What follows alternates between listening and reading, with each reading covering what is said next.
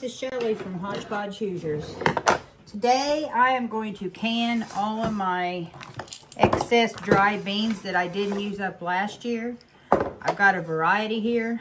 My husband and I like mixed beans, so when I can them, I throw them all together. So like this here is pinto beans. I just throw them in. And I've got a little bit of northern beans here. I throw them in. Now this one here I think is still sealed. Yeah. Sometimes I seal them up in quarts or I vacuum seal them.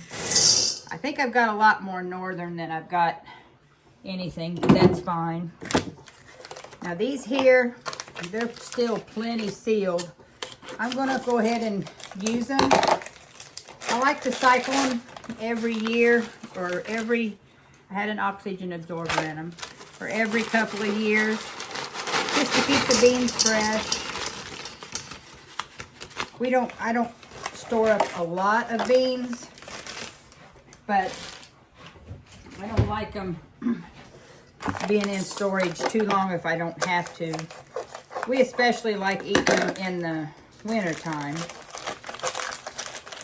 but it is a fast meal. I know some people think, well, they're so cheap and they're easy to cook, why do you pressure can them and go ahead and get them on the shelf? And the reason for that is the convenience. If you're rushed or if you need a can of beans for something, it is so easy just to go in there on the shelf and they're done. All you gotta do is heat and eat. I'm home a lot, so I could throw them in the crock pot or the Instant Pot and I'd be good by the end of the day, but sometimes we're rushed. So I like to do at least 7 quarts at a time, which this here might make more. And I got this jar of cranberry beans. It's just a 1 pound. Now, these are supposed to be really good as far as fighting cholesterol in your body. So I bought a thing of them and we're gonna mix them up in there. And then I also have a little bit of navy beans left from when I made baked beans. I'm gonna throw them in there. So I've got all these done in there mixed. They look pretty in the jar too when they're done being canned. So I'm going to give these a good wash. I'm going to rinse them thoroughly, look for bad beans or rocks, and you want them cleaned really good. I'll let them set for a few minutes in the colander, just drain, and then we're going to go right into canning. I won't draw this out too long. Canning beans is one of the easiest things to pressure can, but you do have to pressure can them. They can't be water bathed. So we're going to get these rinsed up. And I'll show you how many I put in the jar, how much I do of everything, and we'll get these on the stove going. Okay, I've got the beans all rinsed and didn't see any bad ones. Might see them as I'm dipping. So I think we're good on that. I've got my jars all rinsed. My lids are rinsed. I keep them in warm water. You don't have to. Got my salt ready. And you put in, these are very simple. Get my funnel. You put in 1 cup of beans. Now you don't have to mix your beans. You can do them all separate. Timing's the same. It's just I like mixing them. We like all the different flavors. So I'm gonna get all my beans put in. I'm gonna have another round easy, which is fine. It'll do us for a year. And they'll last longer on the shelf. Now this is simple. As you can see, I'm not gonna have in the video, I'm not gonna have the water boiling or anything. I'm not putting boiled water in the jars. Everything's gonna come up to temperature together. Okay, so I got my cup of beans in each one. If you're doing pints, it'd be a 1/2 cup. All right, since I'm doing quarts, I'll put a teaspoon. This is pink Himalayan salt into each one. You don't have to salt it. I just think it helps. Makes them more ready to go when you open the jar. Okay, there's that. Now here's a step that you do not have to do. You do it however you want. I've got an abundance here of bacon grease that we had done bacon here the other week, and I need to use it. And instead of putting in a half a slice of bacon in each one, I'm just gonna put a half a teaspoon of bacon grease. You're pressure canning long enough that this is safe for my opinion. I think meat pressure canning is about the same as what pressure canning is for beans. Look it up. I'm so used to doing it that, but this is going to pressure can for 90 minutes.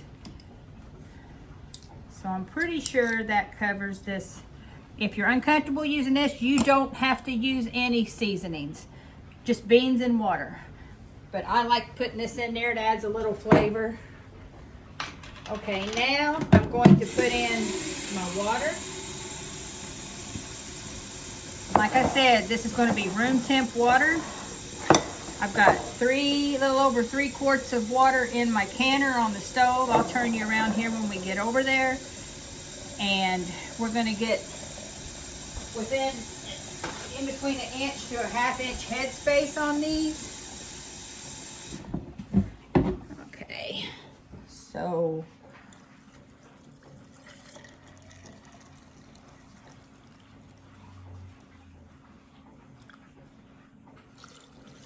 it's really, really easy.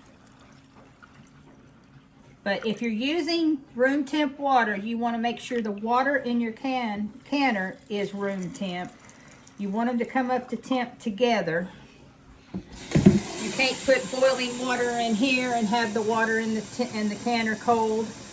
Let's do it all together. If you want to do it the other way, you'll have your water in your canner hot. Then this water would be boiling. We'll get some more water here to fill the rest of these.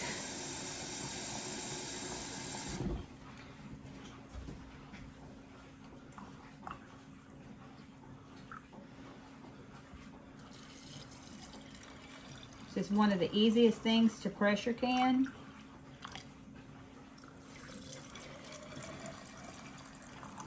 Still gonna have to fill it up again, I believe. For 2 more.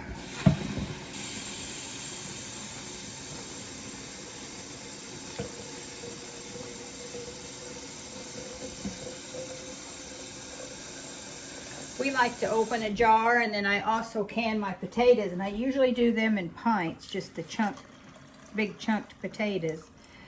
And I throw one of them in a pot and one of these in a pot, and usually I'll have ham, and I'll throw some diced ham in a pot with it.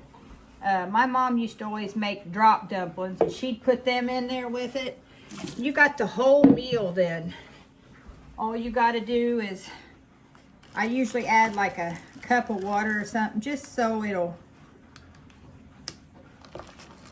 cook a little longer in the pot to mesh them potato, the ham all together. And then you got a meal. And it beats having to wait all day for your beans to get done, whether they're in the crock pot. Now, if I'm home and it don't matter, there. I don't care to put them in a crock pot, but we've had something to do, and you want to make sure you get these clean, especially like if you do bacon in it, or like I done the grease, I hit the side here. You don't want a false seal or a no seal. Always look at your jars, give them a glance over before you fill them to make sure there's no cracks. I use 4 jars canning lids. I switched to them last year. I was tired of having fails. I know some is human error, but as many as I was having, I don't think it was just human error. So I switched to these. I think I had 2 not seal last year, and that probably was me.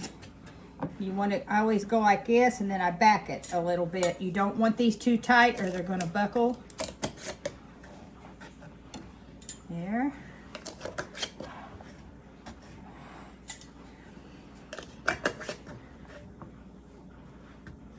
There. Super easy.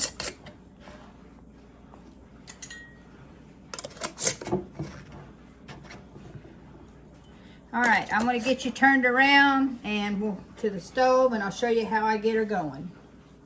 Okay, see, this is room temp water, so I don't have to worry about using my jar lifter.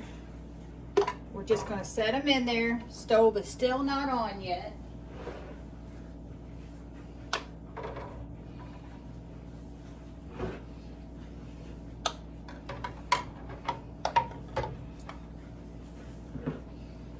Okay,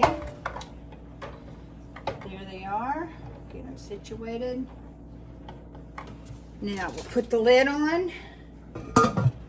I have a 915 All-American. Just my mom's. There. Now I will turn it on. I want it to come up to pressure.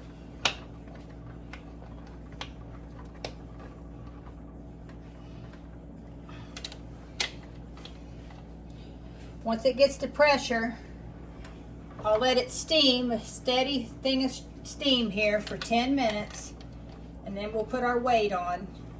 Now my elevation, here's my weight. My elevation, I will use 10 pounds of pressure, and then it's going to pressure can for 90 minutes for quarts, 75 for pints, which I think I'm going to do. I don't know, I got enough to do 7 more quarts probably. So I'll probably do another round and I will be set for the year. Okay, I just got all the beans in the rest of the jars while I'm waiting for the pressure canner to come up. I'm going to get another canner full of quarts, and I've got 8 pints here. I've already got them ready. This would just get a half a teaspoon of salt, and then I just put a half a teaspoon of the bacon grease. I did look it up for pork, beef, whatever, any meat.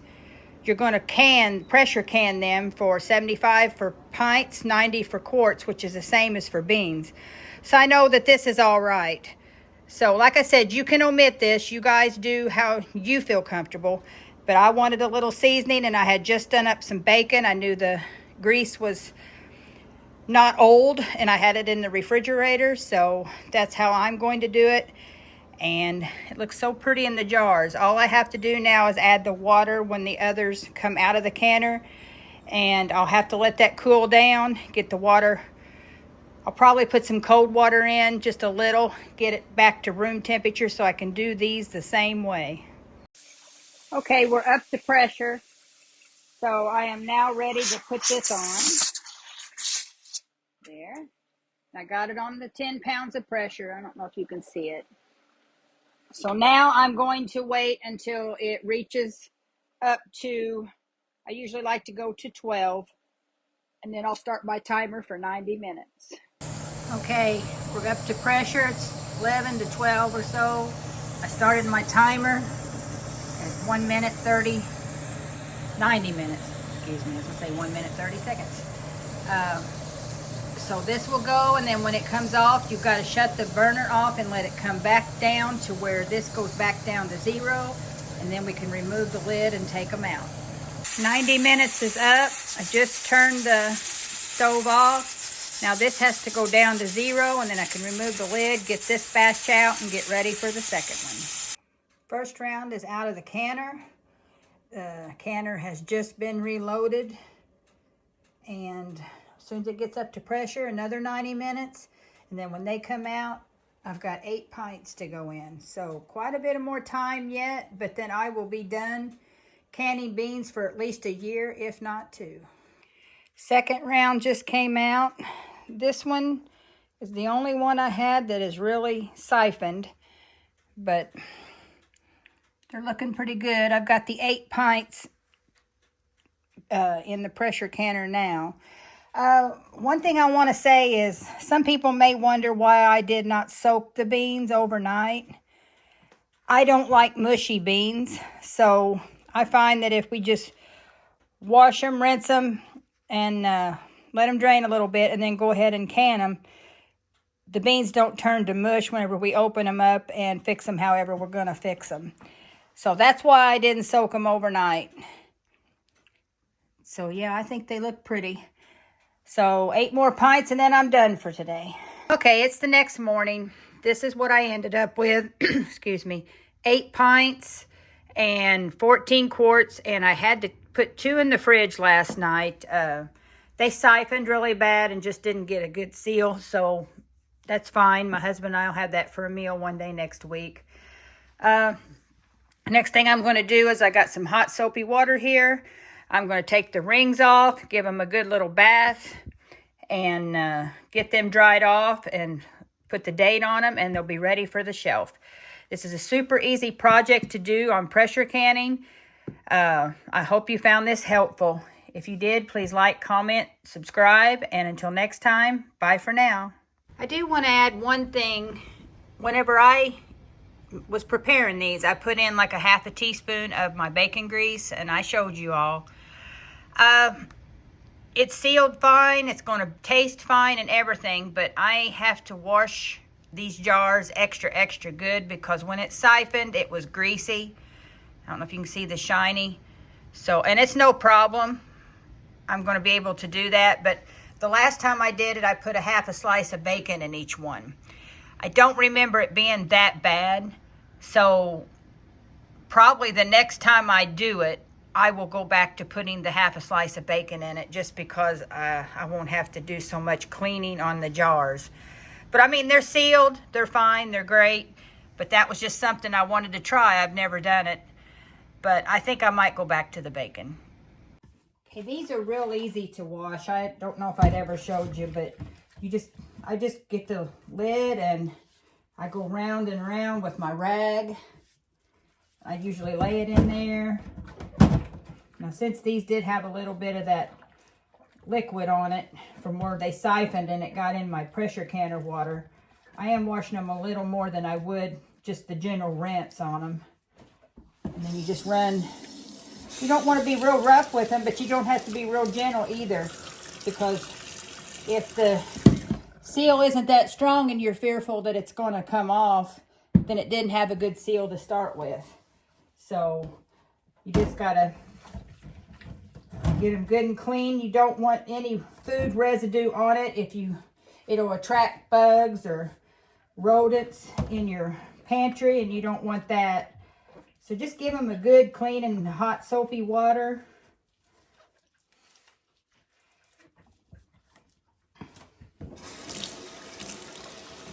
And see if I can do that. See, so you don't have to worry, and you don't have to be real gentle with it. It kind of gives your mind ease, you holding it like that you do have a strong seal. So I just thought I'd show you how I washed them.